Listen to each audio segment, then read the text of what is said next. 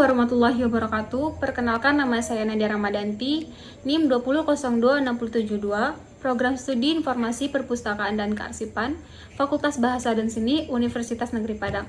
Pada video kali ini, saya akan menganalisa buku yang berjudul Sudrun dan Buku Terbang. Tokoh-tokoh yang terdapat dalam buku ini adalah Sudrun, Marja, dan Ti'in. Alur yang digunakan pada buku ini adalah alur maju mundur. Pada buku ini terdapat 4 bab. Bab pertama membahas tentang buku terbang. Dinamakan buku terbang karena Sudrun yang sangat menyukai dan menyayangi bukunya, sehingga buku tersebut bisa terbang dan berbicara layaknya manusia. Pada suatu ketika, buku yang bernama Tisto meminta tolong kepada Sudrun untuk menemukan halaman pada bagian bukunya yang hilang dengan cara menghafalkan paragraf pertama dan paragraf sebelum dan sesudah lembaran itu hilang. Lalu secara tidak langsung Sudrun kembali kepada masa lampau, yaitu pada masa perperangan di Ponegoro. Pada saat itu Sudrun kembali melihat kejadian-kejadian masa lalu pada saat perperangan di Ponegoro. Selanjutnya bab kedua, yaitu mencari tinta tertua. Buku Tisto yang diberi nama Alken kehilangan tintanya, sehingga ia meminta tolong kepada Sudrun untuk mencari tinta tertua pada masa itu. Cara Tisto kembali ke masa lampau adalah dengan cara menghafalkan rumus kimia dengan mata terpejam. Lalu Tisto akan kembali kepada zaman purba Paleolitiko. Dan di sana Tisto bisa menemukan cara pembuatan tinta tertua pada masa itu. Selanjutnya, bab ketiga membahas tentang menolong buku tua. Pada saat Sudrun pergi ke perpustakaan, ia pergi ke ruangan buku langka.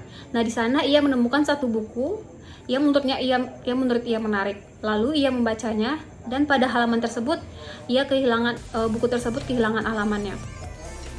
Pada saat ia melihat-lihat bukunya, buku tersebut bisa berbicara dan minta tolong kepada Sudrun untuk mencari halamannya yang hilang.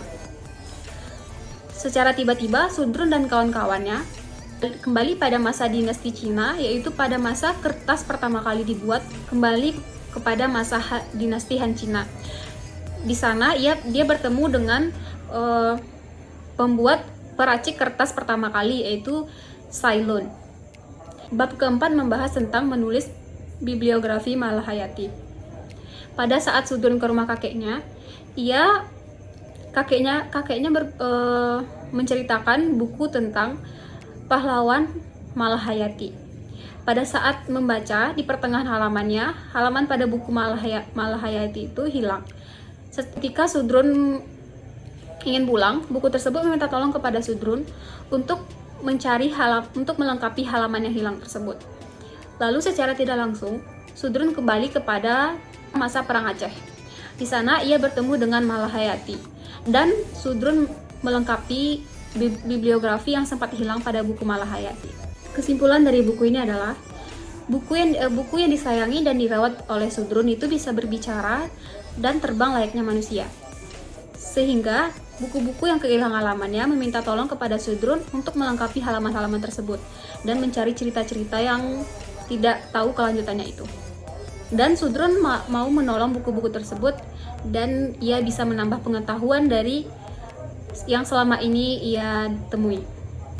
Kelebihan dari buku ini adalah kita dapat mengetahui sejarah-sejarah lampau yang tidak banyak diceritakan pada buku-buku sejarah lainnya, dan dapat menambah ilmu pengetahuan kita bagi anak-anak yang membutuhkannya.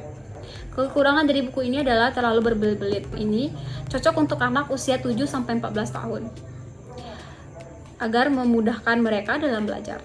Terima kasih, mohon maaf bila ada kesalahan. Wassalamualaikum warahmatullahi wabarakatuh.